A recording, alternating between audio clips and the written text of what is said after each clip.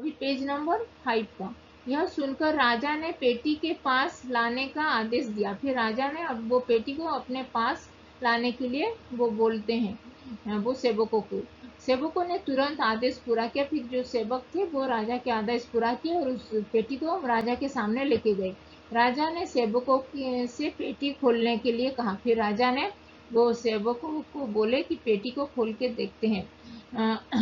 पेटी खुल जाने पर उसने उसमें जो झांका।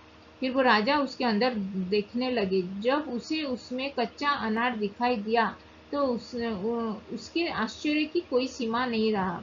तो उसके अंदर जो अनार को कांचा बिना पका हुआ अनार यानी कि पोमोग्रेनेट को देखा तो राजा को भी बहुत ही सरप्राइज हो गया। ये आश्चर्यचकित हो गया कि कैसे उनको पता चला बिना देखे ही वो बक्से के अंदर क्या है। तो उनको 3 भाई को कैसे पता चल गया बोल के वो भी सोचने में बहुत बहुत ही आश्चर्यचकित हो गया राजा। आश्चर्यचकित राजा ने अनार निकालकर वहां उपस्थित सभी लोगों को दिखाया। फिर वो सभी लोगों को वो अनार को दिखाए। तब उसने ऊंट को मालिक से कहा। फिर तभी वो ऊंट के मालिक को कहने लगे, राजा, इन लोगों ने यह स्पष्ट कर दिया कि यह चोर नहीं है, वो लोग चोर नहीं है। वास्तव में बहुत ही बुद्धिमान है ये लोग। और तुम इनके बताए रास्ते पर अगर जाओगे तो तुम्हारा ऊंट जरूर मिलेगा बोल के वो कहते हैं राजा वो आदमी को जो ऊंट का मालिक था। राजा के महल में उस समय उपस्थित सभी लोगों को आश्चर्य हो गया था कि कैसे उसको पता चल गया। वो 3 भाई को कैसे ये सब जान पाए। किंतु सबसे बढ़कर तो स्वयं राजा भी चकित रह गए थे। उसने सभी तरह के अच्छे और स्वादिष्ट भोजन मंगवाए। जैसे उनके महल से वो स्वादिष्ट भोजन मंगवाए ये तीनों भाइयों के लिए। और लगा इन तीनों भाई के बहुत ही आओ भगत भी वो बहुत ही वेलकम किए थे उनके राज दरबार में।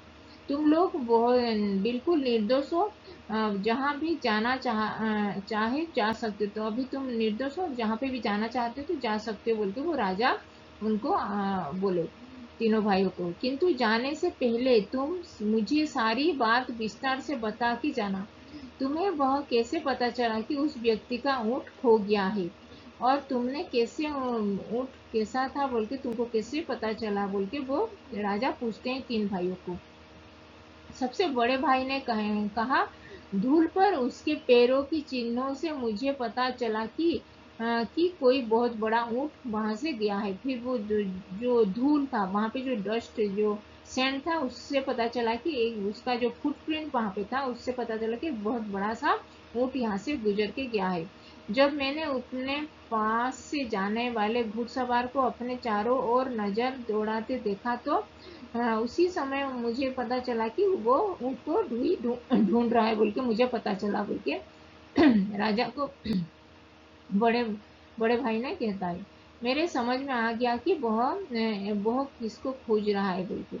बहुत अच्छा, राजा ने कहा। अच्छा, अब यह बताओ कि से तुमने तुम में से किसने इस घुड़सवार को यह बताया था कि उसका ऊँट एक ही आंख से देख पाता है।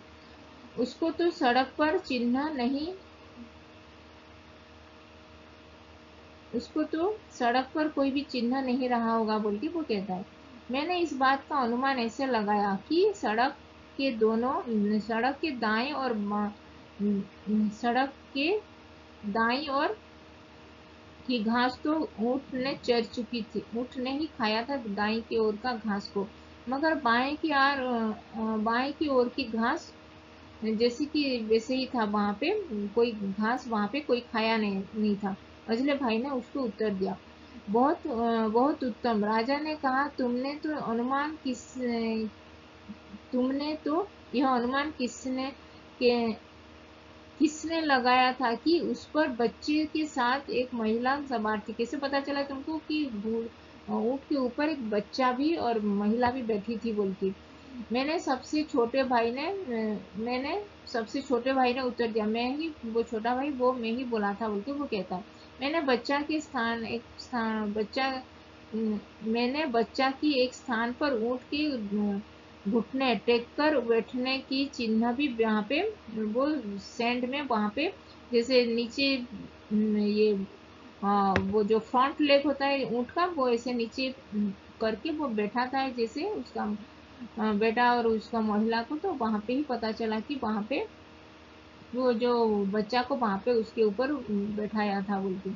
तो मैंने सबसे भाई ने यहाँ पे हो गया, यहाँ पे उनके पास ही रेत पर एक महिला की जूतों की चिन्ह भी, वहाँ पे वो एक फीमेल का फुट मतलब वो शू जो पहनी थी जूता, तो उसका भी चिन्ह वहाँ पे दिखाया है कि फीमेल का शूज है बोल के। साथ ही छोटे छोटे पैरों की चिन्ह भी वहाँ पे थे, जिससे पता चला कि महिला के साथ एक बच्चा भी वहाँ पे था।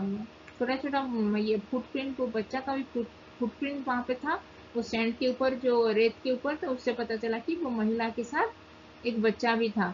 बहुत अच्छा, तुमने बिल्कुल सही कहा है। फिर वो बहुत अच्छा तुमने सही कहा है, राजा ने बोलते हैं तीनों भाई को। लेकिन तुम लोगों को यह कैसे पता चला कि पेटी में एक कच्चा अनार है? तो अभी अभी तुम बताओ कि पेटी के अंदर कच्चा अनार है बोल के तुमको कैसे पता चला? यह बात तो मेरी समझ में बिल्कुल नहीं आ रही। तो यही बात तो मेरी समझ में बिल्कुल नहीं आ रही कि पेटी के अंदर एक कच्चा आम है बोल के तुमको कैसे पता चला। तो ये था पेज नंबर 5 का एक्सप्लेनेशन। अभी पेज नंबर 6 का करेंगे।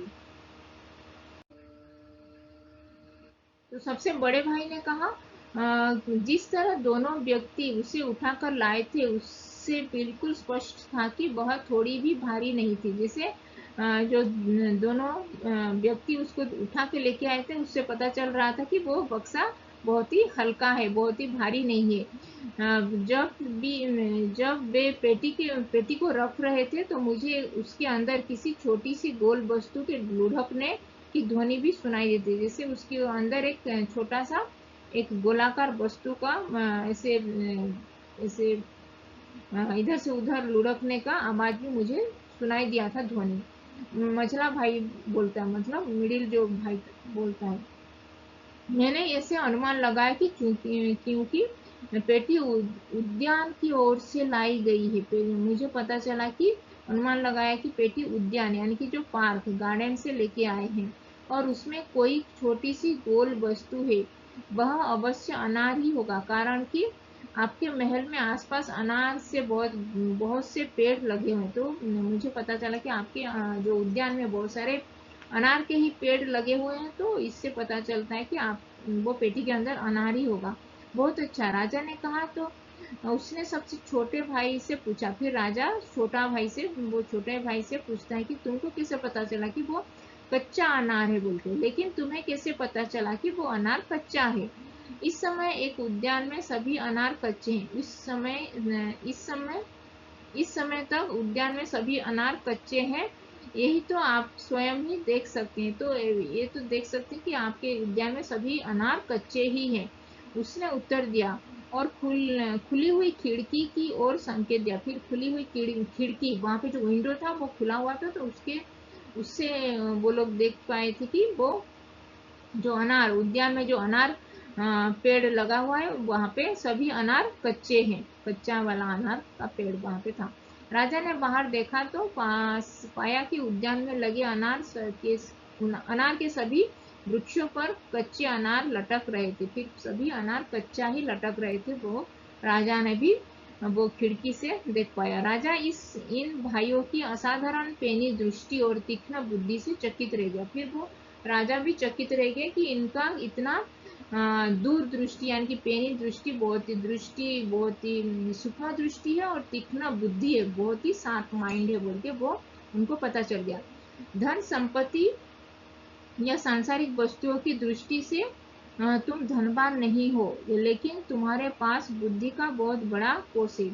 धन संपत्ति या सांसारिक वस्तुओं की दृष्टि से तुम बहुत ही धनवान नहीं हो, लेकिन तुम्हारे पास तुम वेल्दी नहीं हो, लेकिन तुम्हारे पास जो बुद्धि और पेनी दृष्टि है वो बहुत ही बड़ा काम का बहुत ही बड़ा है, वो ही धन है तुम्हारे पास बोल के वो बाकी लोगों के पास धन होता है, लेकिन ये जो दृष्टि और ये बुद्धि नहीं होता है, इसीलिए वो बहुत ही दरिद्र होते हैं। लेकिन तुम्हारे पास वेल्दी नहीं है, वेल्थ नहीं है, लेकिन तुम्हारे पास ये जो पैनी दृष्टि और वो तीक्ष्ण बुद्धि है, उस वो ही तुम्हारा असली दौलत है, असली धन वही है, तुम्हारा धन संपत्ति वही है बोल के वो राजा उनको बोलते हैं।